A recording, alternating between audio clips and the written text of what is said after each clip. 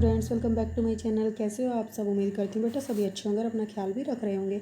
तो बेटा आज हम करने जा रहे हैं अपनी वर्कशीट नंबर 21। ठीक है, कौन सी क्लास की है बेटा? ये 10th क्लास की है, आपकी साइंस सब्जेक्ट की है। ओके, 21 तारीख की यानी कि फ्राइडे की है। और जो चैप्टर हमारा चला हुआ है वो है इलेक्ट्रिसिटी। ठीक है, आज इसमें हम अपना नेक्स्ट टॉपिक करने जा रहे हैं जो कि क्या है, heating effect of electric current. तो चलिए बेटा स्टार्ट करते हैं। तो heating effect of electric current होता क्या है? तो इसमें क्या बताया बेटा, if an electric circuit is purely resistive. ठीक है, अगर इलेक्ट्रिक सर्किट होता है कोई भी, अगर वो प्योरली रेजिस्टिव है, इसका मतलब क्या है, यानी कि उसमें जैसे हम बल्ब नहीं लगाएं, ठीक है, तो वो क्या करता है बल्ब, वो तो लाइट को क्या कर देता है, उसमें लाइट में चेंज कर देता है करंट को हमारे, ठीक है, एनर्जी को एक तरीके से। लेकिन अगर रेजिस्टिव होगी तो वो उसमें से अपने आप को करंट को फ्लो नहीं होने देगी। ठीक है, यानी कि सारी वो कैसे बन जाएगी, वो सारी हीट की फॉर्म में बाहर निकलेगी। ठीक है, या हीट की फॉर्म में कन्वर्ट हो जाएगी। This source of energy continuously get dissipated entirely in the form of heat. ठीक है, तो ये बोलना चाह रहे हैं कि अगर रजिस्टर होगा तो रजिस्टर क्या करेगा, रजिस्ट करेगा करंट के फ्लो को, और करंट के फ्लो को रजिस्ट करने पर क्या होगा, जो भी रजिस्टर है वो हीटअप हो जाएगा।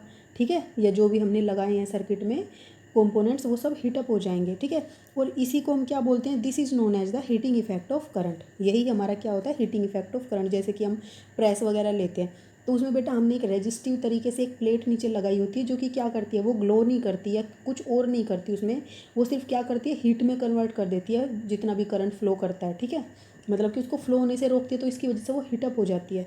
ठीक है, consider a current flowing through a resistor of the resistance R. ठीक है, अब हमने यहाँ पे क्या किया, करंट को कंसिडर किया आई का, ठीक है, जो कि फ्लो कर रहा है किस में से, रजिस्टर में से, जिसका रेजिस्टेंस आर है। Let the potential difference across it V be. ठीक है, बी वी, यानी कि पोटेंशियल डिफरेंस जो है वो क्या माना हमने, वी है। ठीक है, उस सर्किट का। Let T be the time during which charge Q flow across. ठीक है, और टी को हमने वो टाइम माना है कि उस सर्किट से क्यू फ्लो करता है चार्ज। ठीक है, इतना मतलब कि इतना चार्ज फ्लो कर जाता है टी टाइम में, तो वो टी है, और क्यू क्या है, चार्ज है। The work done in moving the charge Q through a potential difference V is क्या हो जाएगी, वी क्यू हो जाएगी। क्यों हो जाएगी बेटा, हमने पढ़ा था, ठीक है, हमने देखो सबसे पहले वाली अपनी वर्कशीट में पढ़ा था कि हम क्या करते हैं, पोटेंशियल डिफरेंस किसके इक्वल होती है, पोटेंशियल डिफरेंस होती है हमारी, देखो पोटेंशियल डिफरेंस हमारी क्या थी, वर्क अपॉन में चार्ज। ठीक है, मतलब कि हमने कितना वर्क किया, इतने चार्ज को एक पॉइंट से दूसरे पॉइंट पर ले जाने के लिए, वो हमारी किसके इक्वल हो जाएगी, पोटेंशियल डिफरेंस के, जो कि क्या है वी।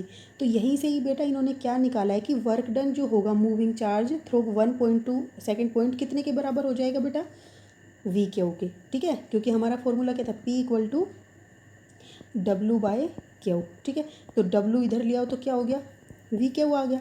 ओके, तो देयर फोर, अब इसका मीनिंग क्या हुआ, therefore the source must supply energy equal to इतनी, यानी कि बेटा वर्क डन हम जानते हैं। ठीक है, आपने पढ़ा होगा वर्क डन क्या होता है, एक तरीके की एनर्जी होती है। मतलब कि क्यों बोलते हैं एनर्जी, क्योंकि जितना वर्क डन किया जाता है उसको करने में इतनी एनर्जी ही लगती है, जितनी, या कह लो कि जितनी एनर्जी होती है उतना ही हम वर्क कर सकते हैं, या फिर जितना हमने वर्क किया उतनी हम में एनर्जी थी। ठीक है, कैसे भी समझ लो। तो हमने क्या कहा कि हमें इतना वर्क डन लगा, मतलब करने में, इतने चार्ज को फ्लो कराने में, तो इसका मतलब हमें उस सोर्स से, जो हमने बैटरी वगैरह सेल लगाया होगा, उस सोर्स से इतनी एनर्जी सप्लाई करनी पड़ेगी। कितने टाइम में, टी टाइम में, क्योंकि टी टाइम में क्यों चार्ज फ्लो किया था। तो hence the power input to the circuit by the source is, तो पावर इनपुट कितनी हो जाएगी बेटा। अब पावर इनपुट क्यों बोला गया इसको, क्योंकि हमने पावर के बारे में भी पढ़ा था बेटा। पावर क्या होती है, कैपेसिटी होती है किसी भी चीज़ की, किसी भी इंस्ट्रूमेंट की, किसी भी डिवाइस की, कि वो कितना वर्क कर सकती है। ठीक है, capacity of doing work is known as power. ठीक है, आपने 9th क्लास में भी पढ़ा होगा। तो पावर कितनी हो जाएगी बेटा उसकी, P equal to V I, sorry V, ये क्यू बाय टी। ठीक है, क्यों हुई है बेटा, क्योंकि अभी मैंने क्या बताया, पावर क्या होती है, वर्क अपॉन में टाइम, यानी कि कैपेसिटी ऑफ डूइंग वर्क या फिर रेट ऑफ डूइंग वर्क। ठीक है, मतलब कि हम एक यूनिट टाइम में कितना कार्य कर सकते हैं। ठीक है, वही हमारी क्या होती है, हमारी पावर होती है।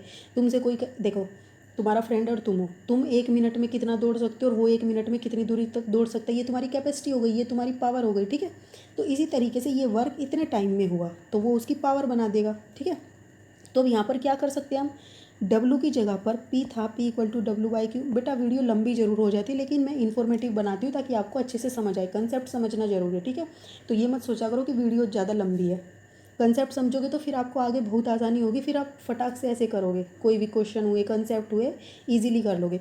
तो देखो W की जगह पर हम क्या लिख सकते हैं, हमने कि ये क्या कहा था कि ये वर्क डन के बराबर है, तो हम यहाँ V क्यों कर देंगे, ठीक है। सॉरी यहाँ पे T है नीचे, ठीक है, वर्क अपॉन में टाइम, तो V क्यों हो गया और नीचे क्या है, T है। ओके, अब हम इसको क्या कर सकते हैं बेटा, हमने एक चीज़ और पढ़ी थी अपनी कि करंट जो होता है, करंट क्या होता है, मतलब कि फ्लो ऑफ इलेक्ट्रॉन्स होता है in unit area per unit time, ठीक है।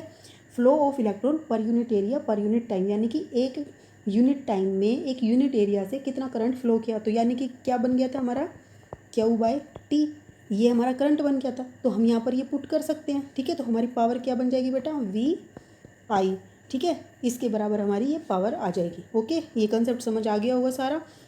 तो यही दिखाया तुम्हें बस करके, the energy supplied to the circuit by the source in time T क्या हो जाएगी बेटा, E = P × T, ठीक है।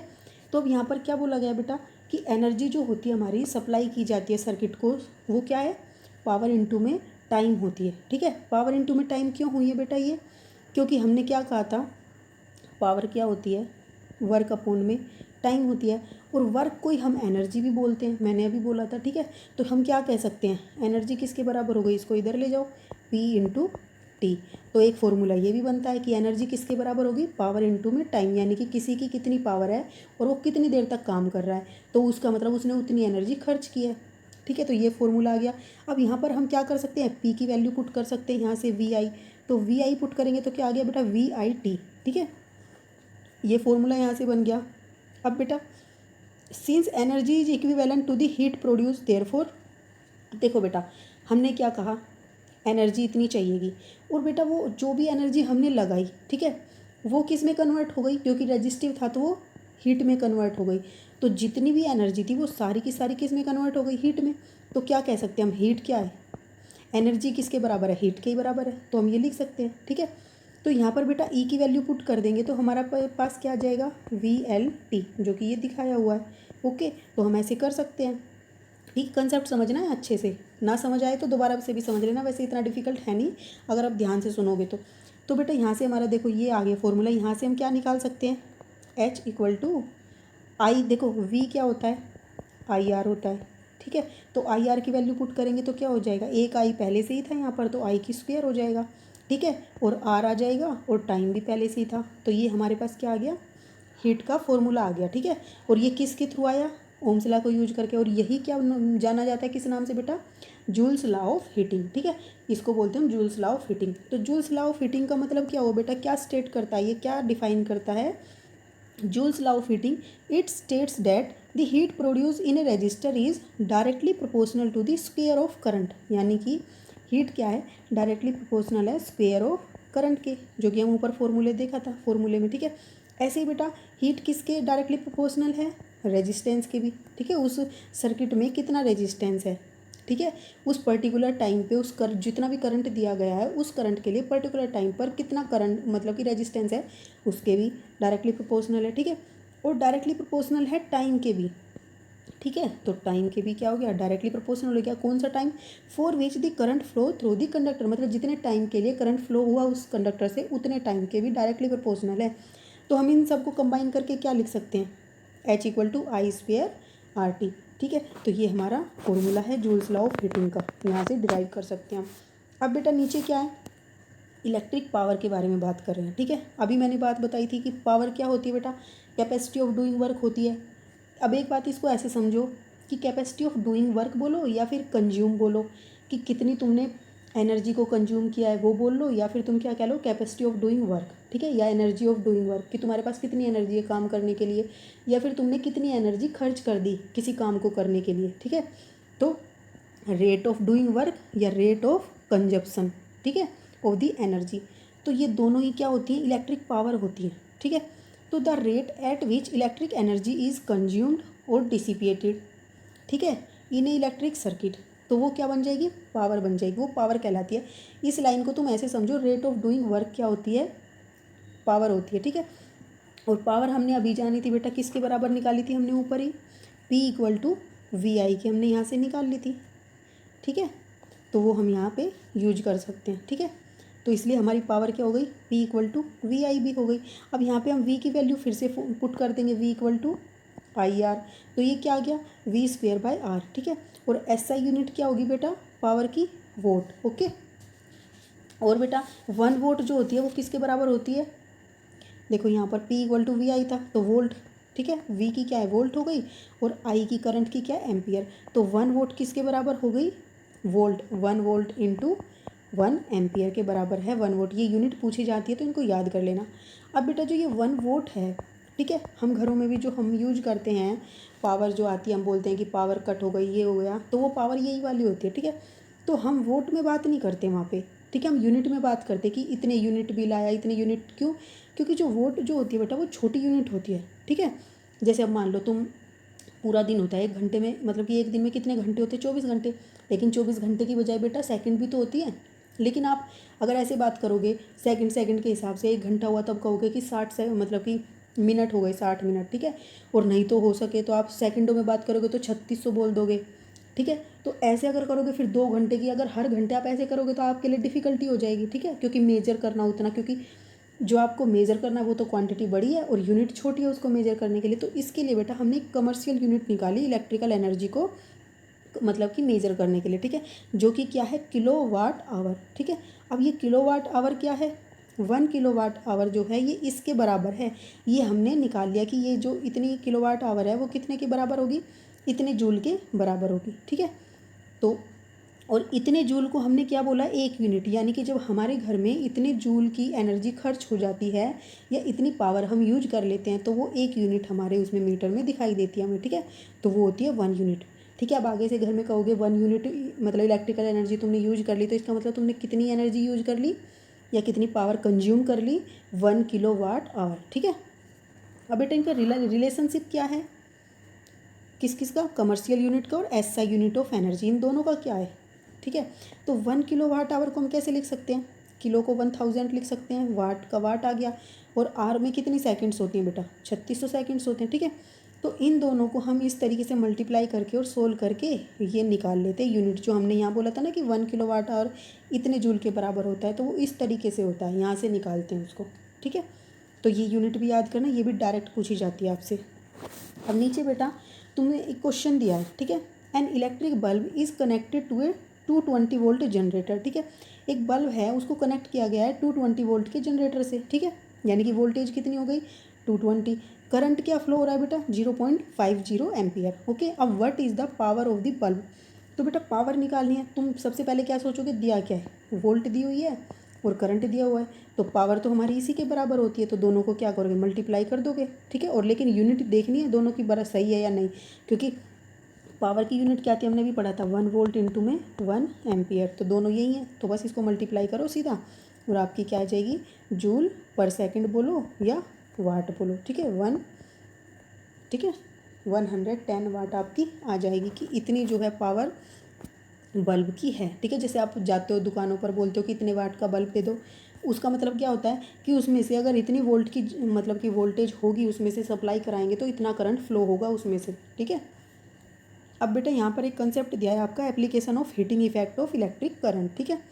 तो जो ये हीटिंग इफेक्ट हमने पढ़ा है इसकी एप्लीकेशन क्या है, इसका यूज क्या है, तो heating effect is desirable in the device like electric heater, electric iron, ठीक है, यानी कि जो तुम प्रेस यूज करते हो, हीटर यूज करते हो, इलेक्ट्रिक बल्ब जो होते हैं उनमें भी हीटिंग इफेक्ट होता है, इलेक्ट्रिक फ्यूज़ जो होते हैं इन सब में हीटिंग इफेक्ट का यूज होता है, ठीक है। तो in electric bulb most of the power consume by the filament appears as heat and a small part of it radiated in the form of light, ठीक है। तो बहुत ही स्मॉल पार्ट होता है जो रेडिएट होता है और वो भी देखो कितना होता है, कितनी रोशनी देता है, लेकिन उससे भी ज़्यादा जो है वो हीट की फॉर्म में कन्वर्ट हो जाती है, ठीक है, पावर जो है। अब फिलामेंट जो है इलेक्ट्रिक बल्ब का बेटा वो मेड अप ऑफ टंगस्टन, ठीक है, वो क्या किसका बना होता है, टंगस्टन का बना होता है, ये क्या एक मेटल है, ठीक है। अब क्यों बना होता है, इसका क्या कारण है बेटा, क्योंकि it does not oxidise readily at high temperature, ठीक है। अब ये ऑक्सीडाइज क्या है, तो बेटा ऑक्सीडाइज है कि जो ऑक्सीजन के साथ रिएक्शन कर लेते हैं मेटल्स तो वो ऑक्सीडाइज हो जाते हैं, ठीक है, ऑक्साइड बनाते हैं उसके साथ। तो ये मतलब कि इतना हाई टेम्परेचर होने के बाद भी ये ऑक्सीडाइज नहीं होता, ये इसकी सबसे प्लस पॉइंट है। दूसरा, it has high melting point, और जल्दी से बेटा ये पिघलता भी नहीं है, टूटता भी नहीं है इतनी हीट में, ठीक है। क्योंकि इसका इतना डिग्री सेल्सियस टेम्परेचर होता है, मतलब इस टेम्परेचर पर ये पिघलना स्टार्ट होता है। अगर इससे ज़्यादा होगा तो टेम्परेचर तब पिघलेगा, तो ये तो बहुत ज़्यादा है, ठीक है। The bulb are filled with the chemically inactive gases. और बेटा जो ये बल्ब होता है तुम देखते हो इस तरीके का बल्ब होता है, ठीक है, ऐसे, ठीक है। तो ये जो स्पेस होता है अंदर का खाली, इसमें क्या फिल होती है बेटा, कुछ इनएक्टिव गैसेज फिल की जाती है, जैसे कि नाइट्रोजन हो गया, आर्गन हो गया, ऑर्गन हो गया, ठीक है। तो ये आर्गन और जो नाइट्रोजन है ये क्या करती हैं, to prolong the life of filament, यानी कि जो फिलामेंट की लाइफ है उसको बढ़ा देती है। कैसे, क्योंकि नाइट्रोजन का बेटा तुम्हें पता होगा कि नाइट्रोजन जो होती है हम उसको किसके लिए यूज करते हैं, कूलिंग के लिए। तो ये क्या करती है, जो नाइट्रोजन इसके अंदर होती है, जितनी भी इसके अंदर हीट प्रोड्यूस होती है उसको इससे बाहर निकालती है, इसको बाहर निकालने का काम करती है, जिससे क्या होता है, जो फिलामेंट है वो उसका टेम्परेचर डाउन होता रहता है और ये जल्दी सी ख़राब नहीं होती है, इसका टेम्परेचर हाई नहीं होता और ये काफ़ी दिनों तक चलती है, ठीक है। इसलिए हम इसमें ये गैसेस जो है केमिकली इनएक्टिव डालते हैं। अब बेटा लास्ट टॉपिक क्या है, इलेक्ट्रिक फ्यूज़। इलेक्ट्रिक फ्यूज़ क्या होता है बेटा, it is safely device that protect our electrical appliance, ठीक है, in case of short circuit और ओवरलोडिंग, ठीक है। तो जब बेटा घरों में क्या होता है, हम एक मतलब कि इतने सारे अप्लायंस एक साथ चला दे तो वो क्या होती है, ओवरलोडिंग हो जाती है। या फिर कहीं पर क्या होता है बेटा, शॉर्ट सर्किट हो जाता है, मतलब कि जो वायर होती हैं वो आपस में कट होके कैसे भी वो आपस में या गर्म होके पिघलने के कारण वो शॉर्ट सर्किट हो जाती है, वो दोनों तारें जो होती हैं बेटा वो आपस में कनेक्ट हो जाती है, जिसकी वजह से शॉर्ट सर्किट होता है। लाइव वायर हो गई और बेटा तुम्हारी न्यूट्रल वायर हो गई, वो दोनों, ठीक है। तो उस केस में फ्यूज वायर जो होती है हमारे लिए वो सही होती है, मतलब कि हमें हमारे जो अप्लायंस लगे होते हैं इलेक्ट्रिक के उनको प्रोटेक्ट करती है, जहाँ पर नहीं लगे होते वहाँ पर वो ख़राब हो जाते हैं। तो fuse wire is made up of a metal और an alloy of appropriate melting point, जिसका मेल्टिंग पॉइंट क्या होता है बेटा, लो होता है। अप्रोप्रिएट होता है मतलब उस सर्किट के लिए जिसमें हम उस फ्यूज को लगाते हैं, ठीक है। जैसे कि एल्यूमिनियम, कॉपर, आयरन और लेड, इन सब से बनती है, इन सब मतलब कि मेटल से या एलॉय से ये बनती है फ्यूज वायर। अब ये बात ध्यान रखना बेटा, जो बल्ब होता है उसमें टंगस्टन यूज होती है लेकिन उसका मेल्टिंग पॉइंट हाई होता है, ठीक है। लेकिन फ्यूज वायर में क्या होता है, हीटिंग के जो डिवाइस होते हैं उनमें तो मेल्टिंग पॉइंट हाई होता है, ठीक है। लेकिन जो फ्यूज वायर होती है उसमें मेल्टिंग पॉइंट लो होता है। इस तरीके की मेटल या एलॉय का यूज हम करते हैं। क्यों, क्योंकि फ्यूज़ इज़ ऑलवेज, और बेटा फ्यूज़ जो होता है उसको हम ऑलवेज कनेक्ट करते हैं सीरीज में, ठीक है। देखो मैंने बताया था, मान लो तुम्हारे ये अप्लायंस लगा हुआ है यहाँ पर कोई भी, ठीक है, और तुम यहाँ पर क्या करोगे, एक फ्यूज़ लगा दोगे। तो जैसे ही बेटा इसमें से सर्किट में से मतलब कि वो जाएगी तुम्हारी करंट, अगर वो करंट अधिक है, जितना इस सर्किट से फ्लो करना चाहिए या इसकी जितनी कैपेसिटी है उससे अधिक होगा, तो ये क्या करेगा, इस फ्यूज से होकर जाएगा, और फ्यूज का जो मेल्टिंग पॉइंट है वो इससे भी लो है, ठीक है। तो क्या करेगी, ये गर्म हो जाएगी वायर और ये पिघल जाएगी, यहाँ से एक सर्किट कट हो जाएगा। अब सीरीज वाले सर्किट में क्या होता है, अगर ये कट हो गया तो आगे करंट फ्लो नहीं कर पाएगा क्योंकि यहाँ से ब्रेक हो गया ये सर्किट, तो इसलिए सीरीज में लगाया जाता है इसको, ठीक है। और किसके साथ बेटा, लाइव वायर के साथ इसको कनेक्ट किया जाता है, ठीक है। Current capacity of a fuse is slightly higher than that of the appliance. और जो बेटा करंट कैपेसिटी होती है फ्यूज की वो ज़्यादा होती है कुछ अप्लायंस से, ठीक है। अप्लायंस से ज़्यादा का मतलब क्या है बेटा, कि जो हमारे अप्लायंस होते हैं वो क्या होते हैं, पैरेलल में लगे होते हैं, ठीक है। इस तरीके से मैंने उस दिन बताया था, क्योंकि एक ख़राब हो जाए तो दूसरे पर इफेक्ट ना हो। लेकिन जो फ्यूज़ लगा होता है बेटा वो सीरीज में लगा होता है, ठीक है। ये लाइव वायर है, ठीक है, ये न्यूट्रल है। तो यहाँ पर बेटा इसके साथ लगा होता है, एक साइड हम लाइव वायर में सीरीज में लगा देते हैं, ठीक है। पैरेलल कैसे होता है, अगर हम यहाँ लगा के एक यहाँ कर देते एक यहाँ, नहीं, हमने इसकी एक लेग तो इससे जोड़ दी और एक को बैटरी से जोड़ा है, ठीक है, इससे नहीं जोड़ा, तो ये सीरीज में हो गई, ये सारे पैरेलल में है, ठीक है। तो अब पैरेलल में तो क्या होता है, करंट डिवाइड हो जाता है, तो इसका मतलब अप्लायंस तक क्या होगा, कम जाएगा करंट। लेकिन फ्यूज में तो सारा करंट आ रहा है, ठीक है। तो जो फ्यूज में से करंट होता है वो कैपेसिटी उसकी ज़्यादा होती है, फ्यूज की कैपेसिटी, ठीक है, किससे, अप्लायंस से, करंट को सहन करने की। तो समझ गए ये कंसेप्ट क्या था। अब बेटा कुछ क्वेश्चंस कर लेते हैं इससे रिलेटेड, ठीक है। तो बेटा फर्स्ट क्वेश्चन क्या है हमारा, explain the joules law of heating, ठीक है। तो हमें एक्सप्लेन करना है जूल्स लॉ ऑफ हीटिंग का। तो जूल्स लॉ हमने पढ़ा था बेटा अभी ऊपर, ये क्या होता है, it state that the heat produce in a register is directly proportional to square of the current, ठीक है, और directly proportional to the resistance of the for a given current, और directly proportional to the time for which the current flow through the conductor, ठीक है। तो इन सब के होता है, तो इसलिए हम इसको इस तरीके से लिख सकते हैं, यही क्या है हमारा जूल्स लॉ ऑफ हीटिंग है, ओके। सेकंड क्वेश्चन क्या है बेटा, how does fuse wire protect electrical appliance. तो इलेक्ट्रिकल अप्लायंस को फ्यूज वायर जो होती है वो कैसे प्रोटेक्ट करती है, मैंने अभी समझाया। तो आप क्या लिखोगे, it protects our electric appliance in case of short circuit और ओवरलोडिंग, ठीक है। बिकॉज कैसे करती है, it is made up of metal और an alloy of appropriate melting, यहाँ पे ई आएगा, ठीक है, एप्रोप्रिएट मेल्टिंग पॉइंट, यानी कि एप्रोप्रिएट कौन सा, लो मेल्टिंग पॉइंट, ठीक है। और किसकी मतलब किसका लो मेल्टिंग पॉइंट होता है बेटा, एल्यूमिनियम, कॉपर, आयरन, लेड, इस तरह की मेटल का को मतलब कि जो मेल्टिंग पॉइंट होता है वो लो होता है, ठीक है। सेकेंडली क्या लिखोगे, if a current of larger value than the specified value, ठीक है, यानी कि किसी सर्किट के लिए कोई फिक्स वैल्यू बताई गई है, ठीक है। जैसे कि तुम्हारा फ्रिज है, उसमें से कितना करंट फ्लो करना चाहिए, अगर उससे ज़्यादा करंट फ्लो होता है तो ये क्या करता है, फ्यूज़ वायर, मतलब कि जो फ्यूज वायर अटैच करते हैं हम, तो उसका टेम्परेचर बढ़ जाता है, ठीक है, क्योंकि हम उससे कम का उसको मेल्टिंग पॉइंट वाली को रखते हैं, ठीक है। तो इंक्रीज हो जाता है तो वो क्या करता है, उसको मेल्ट डाउन कर देता है, और जिसकी वजह से क्या होता है, वो फ्यूज़ वायर मेल्ट डाउन होने की वजह से कट हो जाती है, ठीक है, और वो सर्किट क्या होता है, ब्रेक हो जाता है, जिससे करंट आगे फ्लो नहीं कर पाता, ठीक है।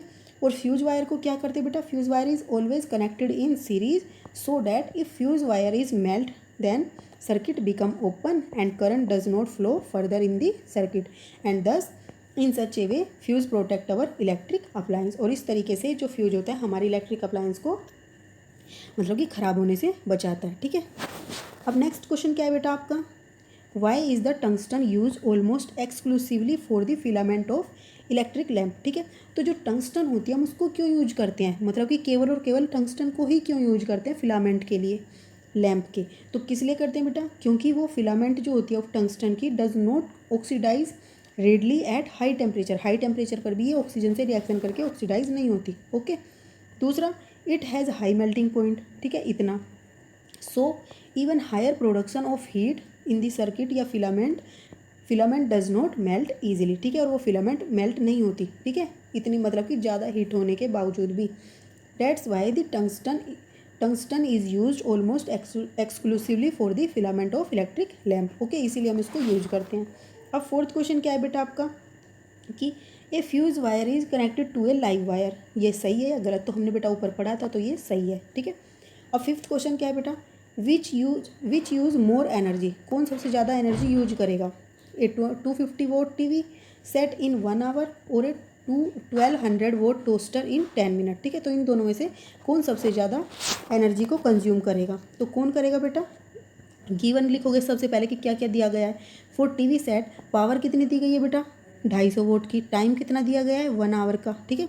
टोस्टर के लिए बेटा पावर दी गई है 1200 वोट की, टाइम कितना दिया गया है 10 मिनट का। लेकिन तुम यहाँ देखोगे बेटा कि जो आवर है और ये मिनट है, ये दोनों की दोनों क्या हैं, अलग अलग यूनिट है, लेकिन कंपैरिजन हमेशा बराबर से होता है। तो हम यहाँ पर या तो इसकी चेंज करेंगे या इसकी, लेकिन हमारे लिए कौन सा ईजी रहेगा बेटा, ये वाला, ठीक है।